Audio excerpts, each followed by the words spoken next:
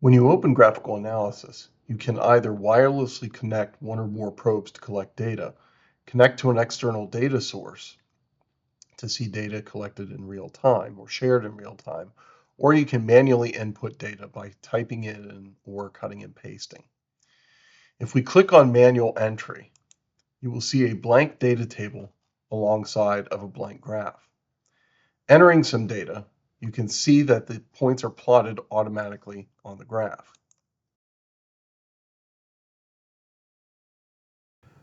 Our goal is to determine the relationship between the variables and to achieve a straight line plot in doing so.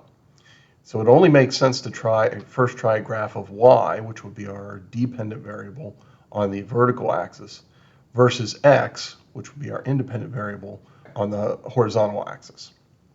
Now, while eyeballing it can give you an idea of the linear nature of your data, to find out in a more precise way, we want to go down to the graph options, and then from there go to apply curve fit.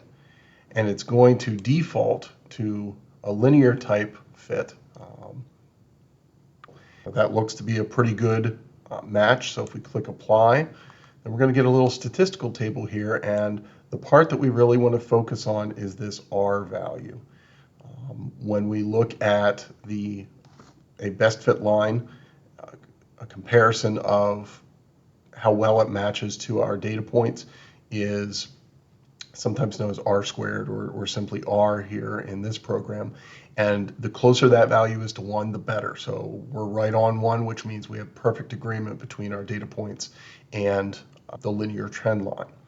So what we want to focus on then is that the slope of this line, okay, which is our M value, is a value of 3.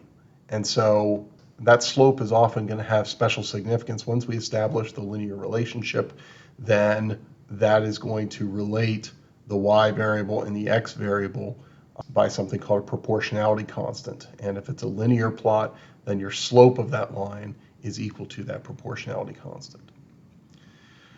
So in entering the first set of data points, we can see that indeed y versus x does produce a linear plot. As x is increasing, y responds by increasing as well, and it seems to be at a steady rate. And so we would say that y is proportional to x. We would convert this proportionality expression into an equality by introducing proportionality constant, which I mentioned a little bit ago, and usually that's with the lowercase letter k. If we rearrange to solve for k and then plug in different x, y data points, we should find that we get the same value for k, assuming that the relationship is indeed a linear relationship. Well, what if y versus x isn't linear? Well, if y is increasing as x is increasing, then start considering squared or cubed relationships. If y is decreasing as x is increasing, then consider an inverse relationship. Take this second set of data.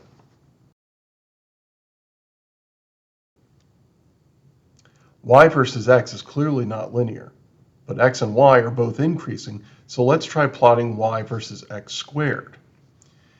If we go to the triple dots in the x column, and we do add calculated column,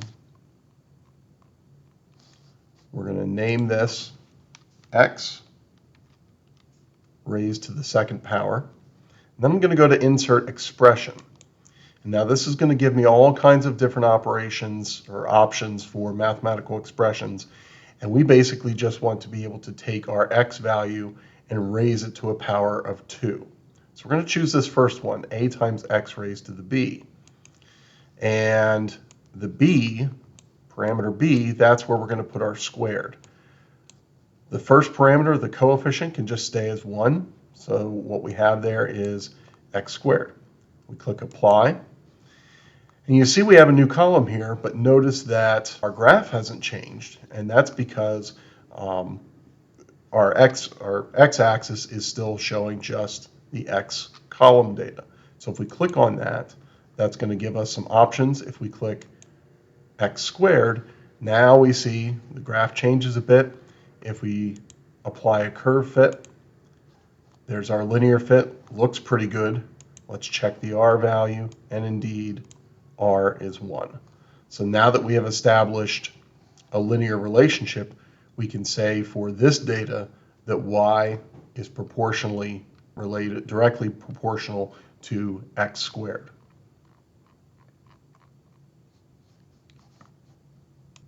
For this third set of data,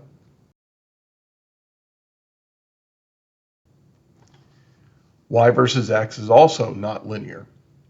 If we apply this curve fit, see it's clearly not linear. So we'll cancel that out. And y this time is decreasing as x is increasing. So this suggests an inverse relationship. So let's first try plotting y versus 1 over x. So we need to click on the 3 dots in the x column, add calculated column. We're going to name this 1 over x, and then insert expression. This time we're going to choose the a over x expression. And a we want to be 1, and our denominator we want to be x. So we'll click apply. There's our new column of data. And now we need to change our x-axis to show 1 over x. And now we get a much different looking graph if we apply our linear curve fit. So far so good. And again, we see that we get an R value equivalent to 1, which is what we were looking for. So by customizing the expressions that you use and what you are graphing, you can use the calculated columns and let Vernier Graphical Analysis do the number crunching for you. By customizing those expressions and even combining the relationships that we've seen in these examples. Maybe you have to do inverse x squared or inverse x cubed. You should be able to identify the direct and inverse proportional relationships that occur between two variables based on the graph relationship that's going to give you this linear plot.